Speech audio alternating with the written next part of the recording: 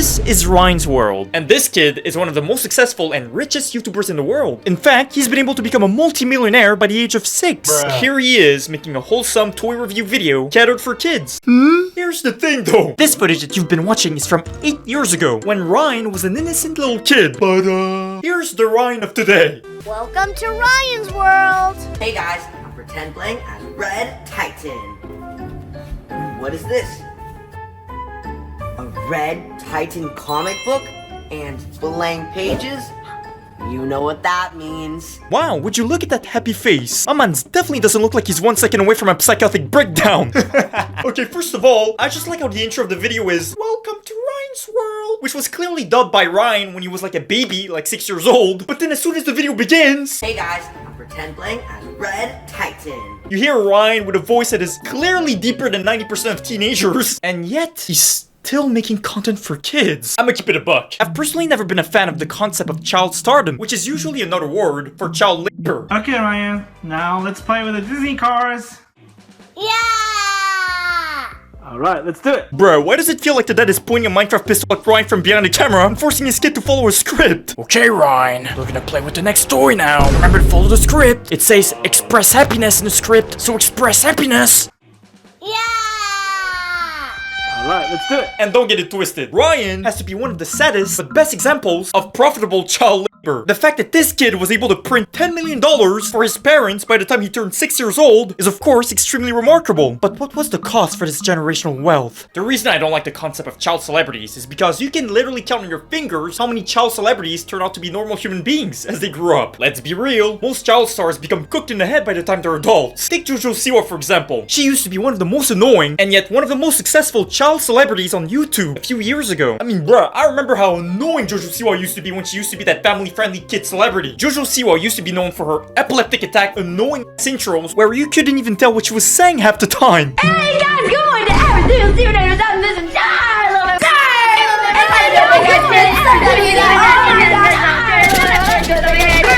But if you look at where Jojo Siwa is nowadays, now that she's an adult. Okay, first of all, I don't know whose invisible pee-pee she's playing with, but you can just tell that something, special is going on with Jojo Siwa now that she's an adult. And this is not even the worst part about Jojo Siwa. There are even clips of her doing something sus to herself in front of kids. There is a 6-year-old right there. Why the you here? I love it. You know, when people talk about going through a bad girl phase, I don't think they're talking about a Dr. Chris Respect phase. But what happened to Jojo Siwa's mental health is what happens to most kid celebrities. And it's always for the same reasons. For example, child stars like Ryan don't get the same childhood that most of us were blessed with. As a matter of fact, I'd even go as far as to say that Ryan doesn't even get a childhood. 998, 999,999, 1 million. Morning workout complete. Hey Evangeline. Hey Ryan! Thank you so much for being in the movie. Oh, thank you! I can't wait to see it when it comes out August 16th. Tell everybody about the character you play. Once again, why does Ryan's face look like he's 1 second away from reaching inside of his backpack? I mean, look at this. You call this a childhood? But not only don't kids like Ryan and Jojo Siwa get a normal childhood like us, but they're also brought up by a toxic environment and by toxic peers such as producers, managers, agents. But sadly for Ryan, his toxic peers are his own parents. In an interview, Ryan admits that he's the one who initially wanted to make his YouTube channel. But I guarantee you that when money started pouring in Ryan's channel, when Ryan started making his toy review videos, his own parents started taking advantage of that. What started as a fun, simple, genuine hobby for Ryan quickly became child labor because of his parents. I am Ryan. Hi, it's Princess T. Kids, we're gonna have a race. If you're over the age of 4, you can clearly tell that everything they're saying is part of a script. And keep in mind that everything that you're seeing here is on camera. So what exactly happens off camera? For example, look at this. Have a race. You see how there's a random jump cut right before they look at each other and randomly scream at one another? Which definitely, once again, doesn't look scripted at all. But this jump cut was definitely not the result of Ryan's parents telling him off camera, okay Ryan, you're now gonna look at your mom and you're now gonna scream at each other to increase the engagement of the video. Yeah, don't worry guys, this was definitely a genuine moment of bonding between Ryan and his mom. You wanna know what this reminds me of? It reminds me of that one viral clip of that horrible mother who neglected her own son who was crying in front of her, told her son to act like he was sad, even though he was really sad, but it was her prioritizing the quality of her video in general over her own son. So, if you could pray for us. We appreciate it. I love you guys. Bye. Come here. Come closer for the video. Come closer. Come closer. Come closer. Put your head right here. Come closer. Closer. Down. Put your head down here. Act like you're crying. Really quick. I am crying. Go like this. No, Mom, I'm actually seriously crying. No, I know, but go like this for the video. And this, once again, is personally why I hate the whole concept of child stardom and the whole concept of YouTube family channels, where the parents use their kids for money, and when the money starts becoming too good, they start prioritizing the money over their own kids. Now, I'm not saying that Ryan's parents are exactly like this, but just the idea of telling your kid, okay, do this, okay, act like this, okay, express this specific emotion, it doesn't sit right with me personally, because let's be real, at some point, these parents stop looking at their kids as human beings and start looking at them as objects that print them money. Because if you're seriously telling me that Ryan is generally having fun, pretending to be a 6-year-old kid 8 years later when he's now almost 13 years old, and it's not his parents forcing him to keep bumping videos to keep bringing revenue, then you're out of touch. Hero training never ends! If a robot is back, I'm ready!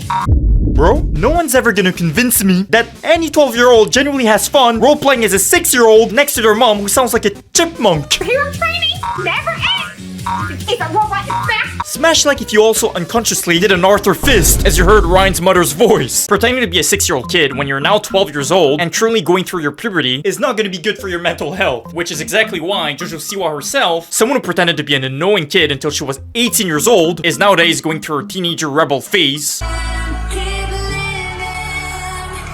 Even though she's 21 years old. By the way, you know when people say that some girls have sus appeal? Yeah, well, Jojo's got negative sus appeal. Let's stop the cap. No good parent whatsoever is going to sacrifice their own kid's childhood and mental health just for money. And this is exactly what Ryan's parents are doing. But now that Ryan is not that 8-year-old kid anymore, now that he's not relatable to children anymore, Ryan's worldviews have plummeted. And when I say plummeted, I'm talking about a 99.99% decrease in viewership. Even though Ryan's parents seem to be deluded in the head and think that making Ryan pretend to still be a 6-year-old kid is going to bring back their past prime viewership? Well, kids today, when they hear Ryan's deep voice like, "Hey guys, today I'm gonna be reviewing toys. I'm a 6-year-old kid just like you." Well, kids today are not buying it. But you know what, guys? Luckily for Ryan, his parents definitely don't look like money-driven, selfish parents who definitely wouldn't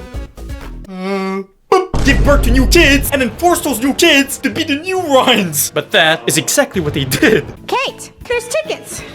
Whoa! Whoa! And yes, these two kids are Ryan's younger siblings. Yo. At what point is this child labor? No, seriously. Ryan's getting too old, honey. Hey, you bring them chicks. Let's give birth to new kids and let's get some new money in the house. Wow, bruh.